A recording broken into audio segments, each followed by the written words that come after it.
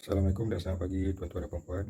Seperti yang kita semua sedia maklum, Malaysia dan dunia antarabangsa telah dikejutkan dan berperang dengan pandemik wabak COVID-19 seawal Disember 2019 dan mula memasuki ruang Malaysia pada awal tahun 2020 sehingga kita semua dikejutkan dengan pengumuman PKP yang pertama pada 18 Mac 2020.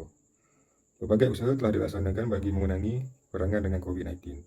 Itu kerajaan dan rakyat khususnya telah menokong penuh setiap usaha yang dirancangkan MKN dan KKM bagi kawalan penularan COVID-19 yang telah dilaksanakan dengan bermacam-macam strategi, termasuklah mengumumkan perintah kawalan pergerakan PKP, PKPB, PKPP, PKPD dan sebagainya dalam tempoh 2 tahun ini yang menyebabkan semua rakyat terkesan dengan wabak COVID-19 ini. Pada masa PKP ini, kita semua sebagai rakyat telah menjalani kehidupan yang tidak lagi bebas seperti dahulu, seolah-olah mengalami perang dunia ketiga. Pada hari ini juga, walaupun telah diisytiharkan kita di peringkat endemik, untuk rekod bulan Julai 2022 ini, kes COVID-19 dengan varian baru telah meningkat naik.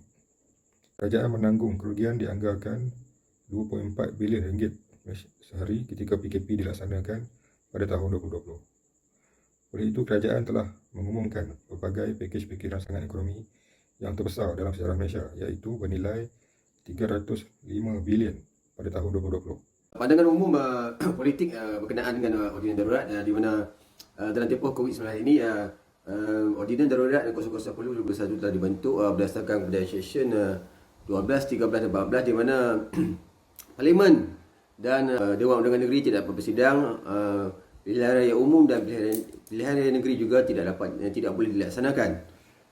Berpendapat bahawa kerajaan sedia ada di bawah pimpinan Tan Sri Mulia Yassin telah mengambil kesempatan ini untuk mengekalkan kedudukan mereka di dalam kerajaan walaupun keadaan politik pada ketika ini sudah tidak stabil. Sidang darurat dan Majlis Keselamatan Negara juga mereka menggunakan medium ini sebagai untuk memberi taklimat, perbincangan isu-isu semasa dan sebagainya. Keadaan politik dan ekonomi rakyat semakin tertekan di mana kerajaan juga telah bertindak untuk melakukan perubahan semasa. Bagi memastikan sektor ekonomi ini dapat dilaksanakan dalam keseimbangan persekitaran kawalan pandemik, kerajaan telah menetapkan beberapa strategi untuk dipatuhi oleh majikan dan pekerja itu sendiri. Strategi yang pertama ialah tindakan perundangan melalui ordinan darurat. Tindakan memperketatkan perundangan sedia ada di dalam Akta 342 dan 446 yang berkaitan dengan pengurusan persekitaran kerja dan sistem sokongan di dalam rantaian pekerjaan perlulah diperketatkan. Strategi yang kedua pula ialah pengurusan tempat tinggal pekerja. Persekitaran tempat tinggal di dalam sektor pembuatan, pembinaan, perkhidmatan telah dikenal pasti sebagai faktor penyumbang terbesar serta utama dalam gelombang ketiga. Ini boleh memberikan impak besar kepada sektor ekonomi dan sektor kesihatan disebabkan kes serta kadar penularan yang tinggi.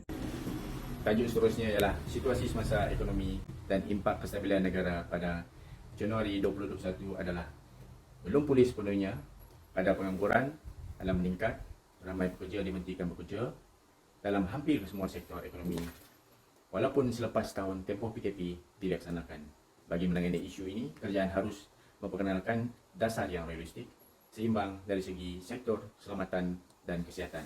Seterusnya, pembukaan sektor ekonomi dalam persekitaran pandemik pula, kerajaan harus menetapkan dasar berkenaan sektor dan subsektor ekonomi yang dibenarkan beroperasi dengan syarat pematuhan ketat terhadap peraturan dan SOP yang telah ditetapkan.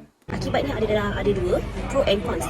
Kelebihannya adalah dari segi sistem IT pendigitalan di Malaysia, di mana jika dahulu kita tak tahu apa itu, ada antara kita yang tak tahu apa itu Lazada, Shopee. Tetapi disebabkan PKP, even mak saya sendiri pun tahu menggunakan dunia IT, menginstall aplikasi Lazada, membeli barang secara online, menggunakan servis secara online, even hypermarket, MyGame, Tesco menggunakan sistem pembelian barang secara online dan penghantaran door to door. Itu adalah dari segi kelebihannya. Dari segi cons dia adalah efek terhadap emosi tanpa kira lapisan umur, kanak-kanak, dewasa, warga emas. Ada antara mereka yang kehilangan ibu bapa, ahli keluarga yang tersayang, namun tak dapat melihat mereka pada saat akhir dan ia meninggalkan kesan yang sangat mendalam. Jadi kat sini saya nak cakap kesan pada PKP ni ada baik dan buruknya sendiri. Sekian, terima kasih.